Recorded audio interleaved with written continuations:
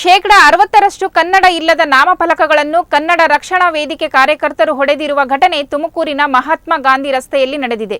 ಸರ್ಕಾರದ ಆದೇಶದಂತೆ ನಾಮಫಲಕಗಳಲ್ಲಿ 60% ಕನ್ನಡ ಭಾಷೆ ಇಲ್ಲದ ನಾಮಫಲಕಗಳನ್ನು ತೆಗೆಯುವಂತೆ ಸೂಚನೆ ನೀಡಿದ್ದರೂ ಸಹ ನಾಮಫಲಕಗಳನ್ನು ತೆಗೆಯದ ಅಂಗಡಿಗಳ ಮೇಲೆ ಕನ್ನಡ ರಕ್ಷಣಾ ವೇದಿಕೆ ಕಾರ್ಯಕರ್ತರು ದಾಳಿ ನಡೆಸಿ ನಾಮಫಲಕಗಳನ್ನು ಒಡೆದು ಧ್ವಂಸ ಮಾಡಿದ್ದಾರೆ. ಈ ವಿಷಯ ತಿಳಿದು ಸ್ಥಳಕ್ಕೆ ಆಗಮಿಸಿದ ಪೊಲೀಸರು ಮನವಿ ಮಾಡಿದರೂ ಕೇಳದ ಕಾರ್ಯಕರ್ತರನ್ನು ಪೊಲೀಸರು ವಶಕ್ಕೆ ಪಡೆದಿದ್ದಾರೆ. ರಕ್ಷಣಾ ವೇದಿಕೆಯ ಈ ಉದ್ದಟತನವನ್ನು ವಿರೋಧಿಸಿ ಅನೇಕ ಸಂಘ ಸಂಸ್ಥೆಗಳ ಸದಸ್ಯರು ಪೊಲೀಸರ ಕರ್ತವ್ಯಕ್ಕೆ ಅಡ್ಡಿಪಡಿಸಿದ ರಕ್ಷಣಾ ವೇದಿಕೆ ವಿರುದ್ಧ ಆಕ್ರೋಶ ವ್ಯಕ್ತಪಡಿಸಿದ್ದಾರೆ.